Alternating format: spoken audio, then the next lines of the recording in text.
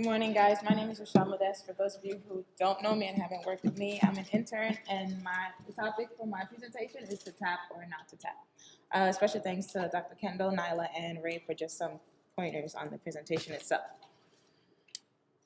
Okay, so first we're going to start off with two cases. This is the first case, a 70-year-old man, history of hypertension, diabetes. He's currently on aspirin. Came in after he was struck by a truck and landed onto his right side.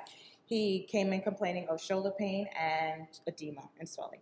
He denied any loss of consciousness, any head trauma, any neck pain, any C-spine tenderness. What would you do for this patient that comes in? Like, anyone? Huh?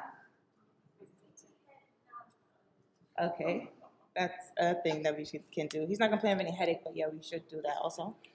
Because he did have any trauma. So, obviously, ABC's IVO to monitor. So his airway is intact. He's talking to us, speaking to us. Also, in terms of his breath sounds are clear bilaterally, no signs of any pneumothorax. Chest X-ray was done. Circulation is intact. He has distal pulses. IV started, and as you can see here, his vital signs are normal. He's a bit hypertensive, but he's not hypotensive, so that's good. And he's sitting well on room air. On the exam, he had no signs of actual cranial trauma, no like battle signs or no periorbital ecchymosis or tenderness at all. Abdomen was soft, non-tender. No bruises there either. And on the extremity exam, he did have some tenderness to palpation and effusion, edema of the right shoulder, as well as decreased range of motion from pain. But there were no like obvious deformities, no like clavicular step-offs, no obvious humeral fractures or any other distal fractures or lower extremities. So we got an X-ray of the shoulder, and it showed an effusion without any dislocation or any fracture. Okay, so that was an example of a traumatic joint effusion. This one is case number 2, a 57-year-old male, history of diabetes, gout, presented with right knee pain and right MCP pain that was progressive for the past 5 days. He says that he is compliant with his colchicine and allopurinol. However, the colchicine dose was recently reduced, and he said that now he also has fevers and chills, but he said that this is typical of his gout flares. What are some questions that we would like to ask this patient? Anyone?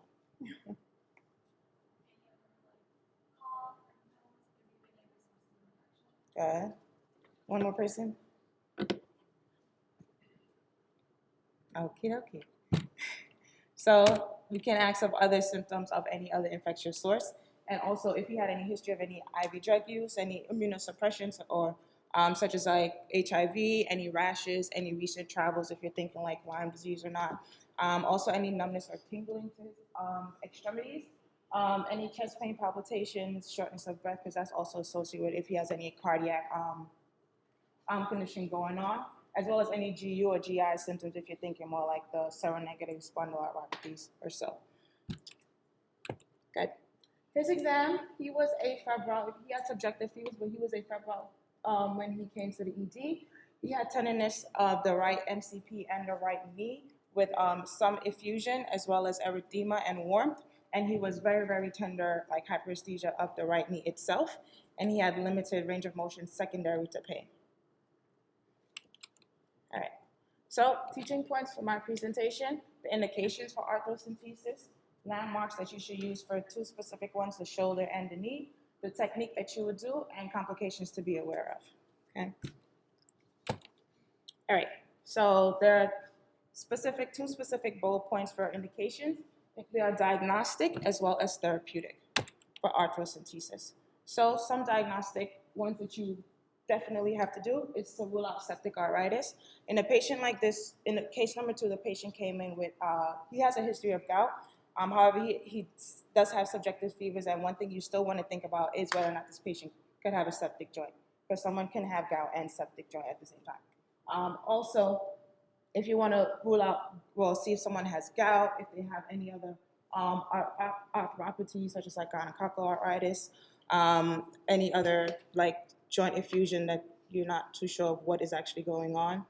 And some therapeutic indications includes, for example, case number 1, with a patient traumatic joint effusion, which may be hemarthrosis. So you want to relieve the pain and tenderness from that joint itself, because if you leave the if the hemarthrosis is there, it can cause synovial fibrosis. As well as you can inject steroids or anesthetics into a joint. For example, someone has rheumatoid arthritis or adhesive capsulitis. You can do that to relieve some of the pain, and you can also do it for hematoma blocks if you want to reduce a fracture,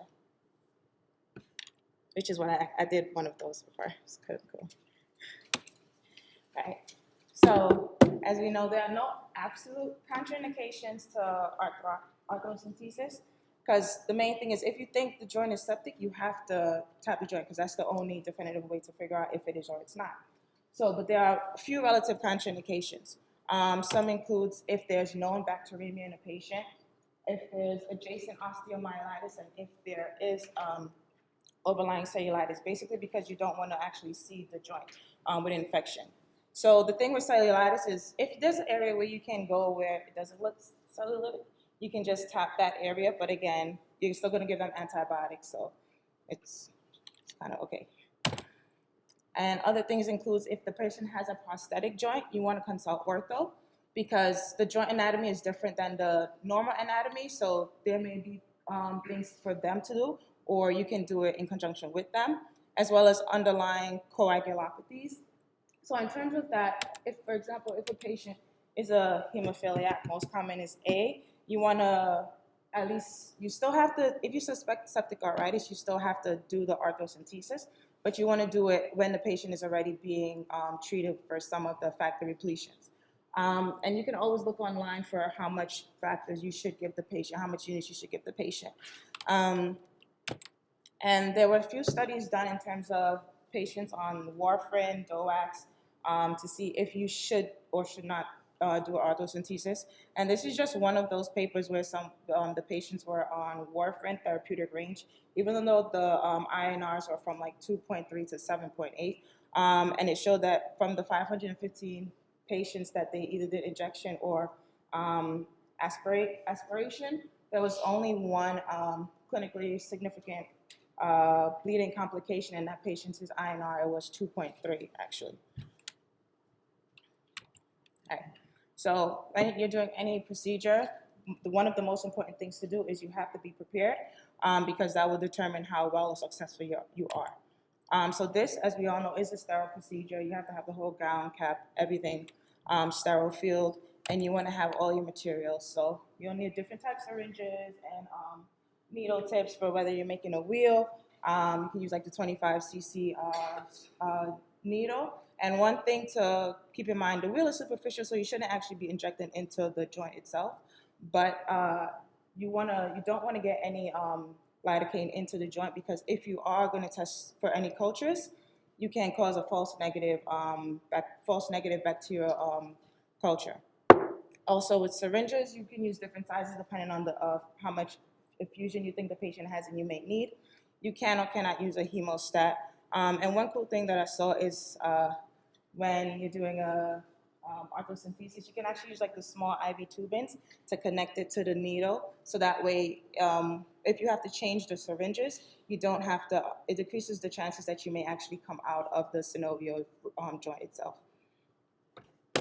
Also, you want to have your the containers for your cultures and bandage, either if it's compression dressing or just a regular Band-Aid. All right, so this is gonna just a quick video of the shoulder arthrocentesis. If it plays. Huh?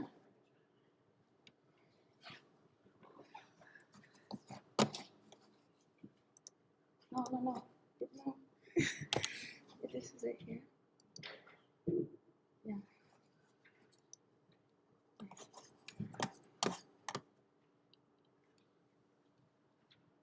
For the posterior approach of an intra-articular shoulder injection, you're first going to palpate the posterior edge of the acromion, right before it turns and goes anteriorly. So it's that posterolateral border of the acromion. You're going to go about 2 centimeters below this spot and pretend in your mind that you're aiming for the coracoid process, which is a little bit medial. Mark your spot and prep the skin.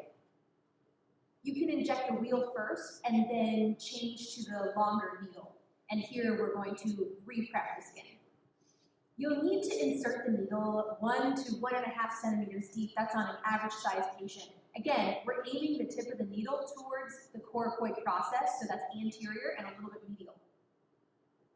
Here we're going to inject about 10 milliliters of bupivacaine. And you want to do the injection slowly to minimize pain. If you're doing a shoulder arthrocentesis, it is the same exact technique, only you're taking fluid out instead of putting it in. Now please note that this technique... Okay, so that was just a visualization of the posterior approach to shoulder arthrocentesis.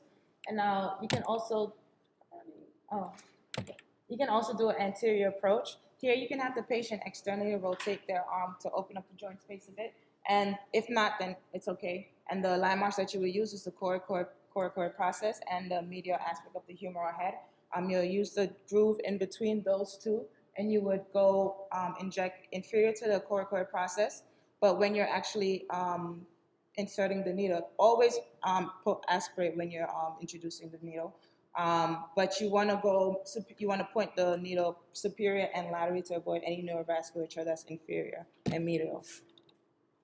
Okay, quick brief anatomy of the knee. So it has the quadriceps tendon and the patella tendon.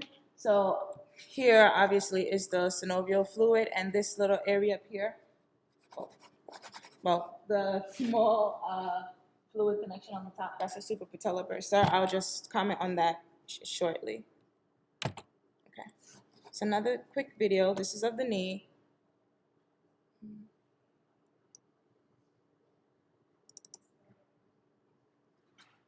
Oh. Got it. Click. Yeah.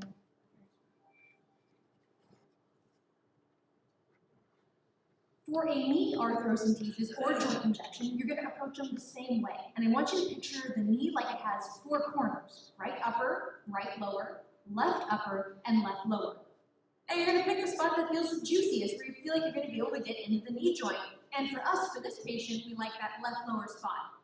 And the knee is already prepped. We have it in about 20 degrees of flexion, and we're going to make a suction mark in the spot we like. Now we've drawn up a mixture of bupivacaine and methylprednisolone with a 20-gauge spinal needle. And I want you to picture this. You're going to slide the needle, pretend it's going right behind that posterior surface of the patella. So you're going to enter the knee joint and try to go just behind the kneecap. If you aspirate a little bit of joint fluid, that confirms that you're in. And if you're doing an arthrocentesis, you just take the fluid out. And if there's a big effusion, you take out all the fluid that you can. But here we're doing a joint injection. So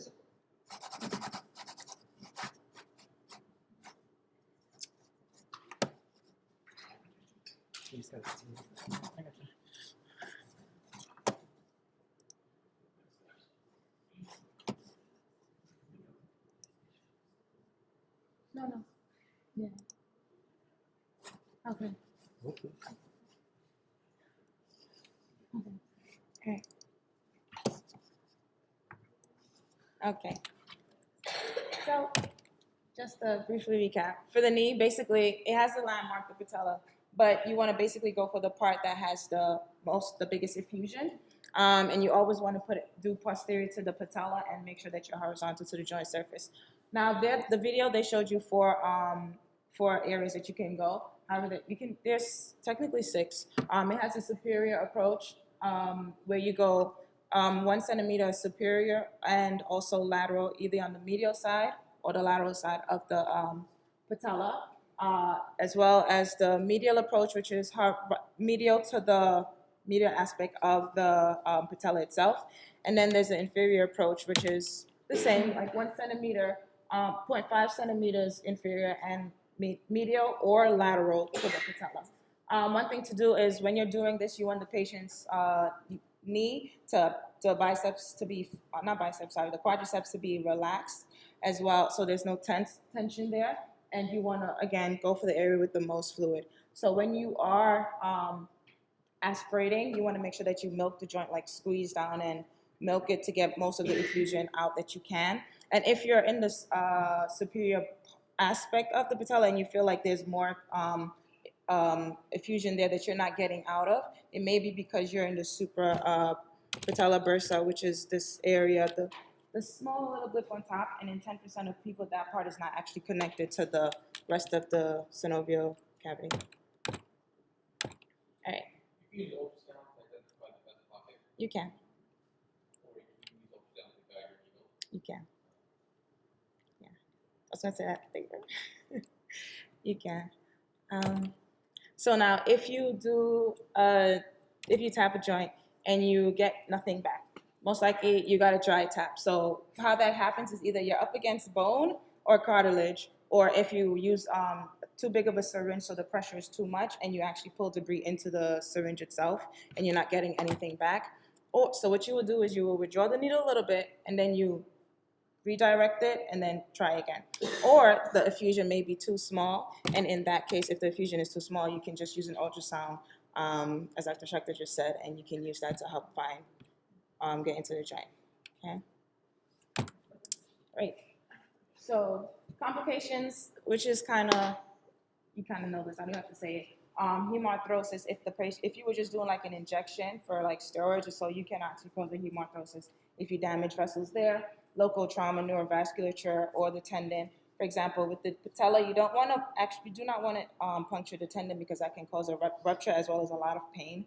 Iatrogenic infection. I saw that vasovagal syncope can happen because of this, but I don't think it's that. I was looking for somewhere to say that it actually happened. I don't think it's as much fluid that you're taking out to actually cause that to happen.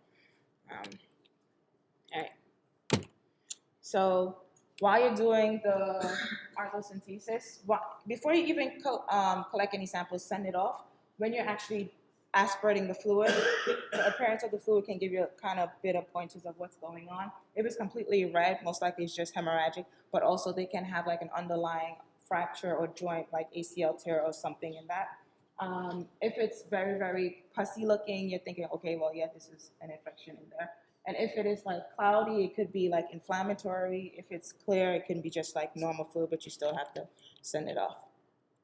All right. So just a few take-home points. The H&P determines the workup that you do for patients with monoarticular or polyarticular effusions. For example, the patient in case 1, we did an X-ray because it was after trauma, so you want to see if there's any fracture or anything else that you have to do before you just tap the joint. For the patient in case 2 with gout, we didn't really get an X-ray because the X-ray is not really going to show anything.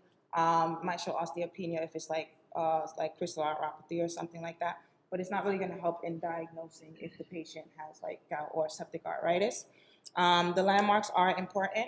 So just gonna quickly review the two areas that we did. For shoulder, the posterior approach, you want to use the posterior lateral aspect of the acromion. For the anterior approach, you use the coracoid process and the medial head of the humerus. Now for the knee, basically the patella and the pocket with the biggest effusion, and you can use ultrasound. Avoid any bone and neurovasculature. You don't want to cause more injury to the patient, which is a given. And always you can utilize the ultrasound whenever it's needed. And the most important thing, if you suspect that the joint is septic, you have to tap it. So no absolute contraindications. Okay. Any questions, guys? Yeah. So remember, joint fluid is relatively thick, so you're gonna need a big needle. You can't do it with a little 25 gauge needle. You have to use an 18 gauge needle. It hurts a lot. So make sure you give lidocaine before. I know that ortho says 2 sticks. I don't want to do it, but it's just inhumane to your patient to stick them without lidocaine. The 25 is only for the wheel, not for the actual. Yeah. Mm-hmm. But Right. I've seen ortho says I don't want to give lidocaine because it's 2 sticks and not 1. I think it's the wrong thing.